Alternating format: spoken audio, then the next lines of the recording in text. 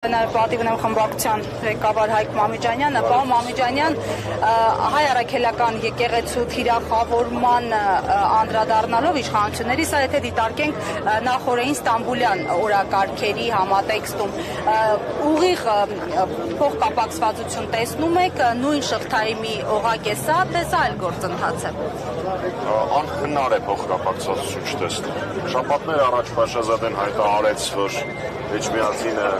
իրենց պատմական տարածքներն են եւ այլն, դրանից մի քանի օր անց Փաշինյանը սկսեց իր արշավը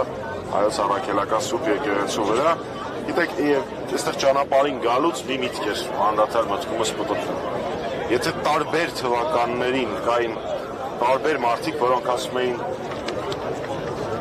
հավատում էին, որ ինքը ինչ-որ լավ բան է անելու, կամ ասում էին, որ իրենց սա չի վերաբերվում։ Հիմա սա վերաբերվում է բառացիորեն բոլորին։ Փաշինյանը դուրս է եկել հայ առաքելական սուրբ եկեղեցու դեմ, դուրս է եկել պետականության դեմ որպես այդպիսի, դուրս է եկել մեր բոլոր ազգային արժեքների դեմ։ Ես գիտեմ, որ ինքը ու իր նմանները, ինչպես պարոն Կարապետյանն էր ասել, իրոք մի փոքր խմբակ են, մարգինալների խմբակ են։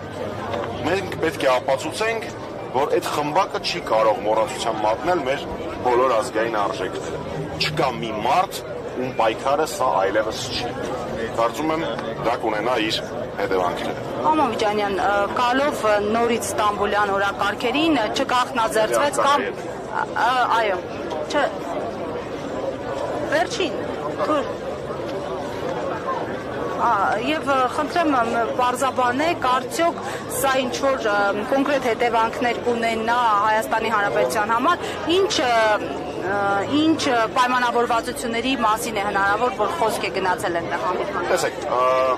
մի քանի ամիս առաջ ես իմ գործընկերները հայտարարել էինք, որ Փաշինյանը Թուրքիային դարձնում է միջնորդ հայ-ադրբեջանական հարաբերություններում։ Ցավոք դա արդեն իրականություն է ու տեսանելի է բոլորի համար։ Տվյալներ այս պահին չկան, թե ինչ է կոնկրետ քննարկվել, բայց կարծում եմ ակնհայտ է, որ եթե նախորդ օրը տեղի ունեցել Թուրքիայի նախագահի եւ Ալիևի հանդիպումը, իսկ հաջորդ օրը Փաշինյանի եւ Թուրքիայի նախագահի հանդիպումը, ապա Թուրքիան արդեն իսկ ստանձել է միջնորդական առաքելություն։ Հարց համար 1. Վերանալով նույնիսկ մի պահ չքննարկելով, թե ինչ են պայմանավորվածությունները, մեզ ձեռ է տալիս, որ Թուրքիան լինի Հայաստանի եւ Ադրբեջանի միջև հարաբերությունների կարգավորման միջնորդ։ Զուտ այդ փաստի հետ ինչ-որ մեկը հաշտ է։ Ասում են այլընտրանք չունենք։ Այլընտրանք կային բազմաթիվ այլընտրանքներ, դրանցից մեկը գոյություն ունեցող Մինսկի խումբն է։ Իրավաբանորեն, իրավականորեն միջազգային իրավունքի կողմից ճանաչված միջազգային միավոր, վերպետական միավոր։ Հաջորդ հարցը, որը մենք ուզենք չուզենք, մեզ պիտի տանք։ Իսկ ինչ զիջումների է գնացել Ալիևը երեք առաջի օրը Թուրքիայում։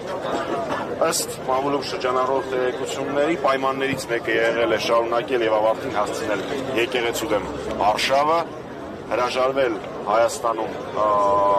ռուսական ռազմաբազայից, որը մեր անվտանգային ճարտարապետության կարևորագույն ետերից մեկն է,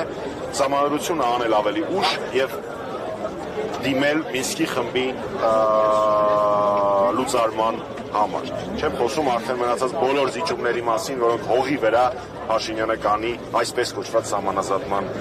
գործընթացով։ Այնպես որ ես մեր քաղաքացիներին շատ խնդրում եմ չենթարկվել Փաշինյանի ստեղծած մետա ճշմարտություններին, սթափ իրական գնահատել գործընթացները եւ գիտակցել, որ այս պահին հայ-ադրբեջանական հարաբերություններին միջնորդը եւ Փաշինյանի իշխանության պահպանման երաշխավորը Թուրքիան է։ Ես կարծում եմ մենք դրա հետ հաշտ չենք կարող լինել։ Առաջիկայում, որովհետև Ադրբեջանը եւ Թուրքիան մի քանի կողմից այսպես գործընթացներ են ձեռնարկել, ինչպես դուք նշեցիք, եւ միջնորդություն է Թուրքիայով արդեն իրականացվում, Բաթիակ եկեղեցու դեմ հստակ պահանջներ են ներկայացված իրեն Փաշինյանը իրականացնում։ Այս ամենը ուշ էր դեռևս 2018 թվականի ապրիլի 25-ից սկսած, այսօր այդ հարցը ուշ չի լինի։ Ուշ էր դեռևս 2018-ի ապրիլի 25-ից, Հանրապետականը 2018-ի ապրիլի 25-ից պայքարում։ Մի քանի տրամաբանական կետերով գանք ինչ է պետք անել։ Կա մեկ տարբերակ իշխանապետությունը Փաշինյանին իշխանությունից հեռացնել։ Այլ որևէ լուծում գոյություն չունի։ Առաջին դեպքում։ Երկրորդ, դրան հասնելու ամենաիրատեսական,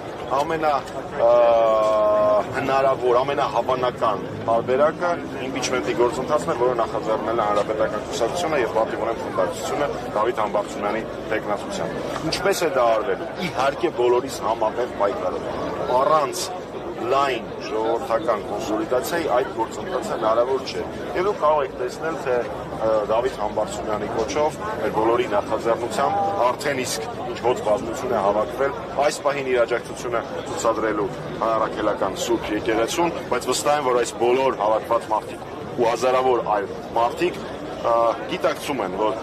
եկեղեցու դեմ արշավը եւ Փաշինյանի իշխանության մնալը փոխկապակցված իրադարձություններ են։ Ուստի եթե դու ուզում ես պաշտպանել եկեղեցին, ապա պիտի պայքարես Փաշինյանի հեռացման համար։ Բոլոր քաղաքական, բարդ վերլուծական տեքստերի ժամանակները վաղուց արդեն անցել են։ Ժամանակն է գործ անել։ Ես կարծում եմ, որ Փաշինյանը հայ պատմության մեջ շատ փոքր, բազմաթիվ մելիք ֆրանգյուլներից մեկն է ընդամենը, եւ մի չնչին մելիք ֆրանգյուլ չի կարող պայքարի դուրս գալ լուսավորչի աթոռի, մեր համար սուրբ աթոռի դեմ։ Ուստի իհարկե ոչ չի հաջողվի, բայց այդ պաշտպանությունը, սուրբ աթոռի պաշտպանությունը պիտի իրականացվի նաեւ մեր ձեռամբ։ Շնորհակալ եմ։ Պարոն Աբրահամյան,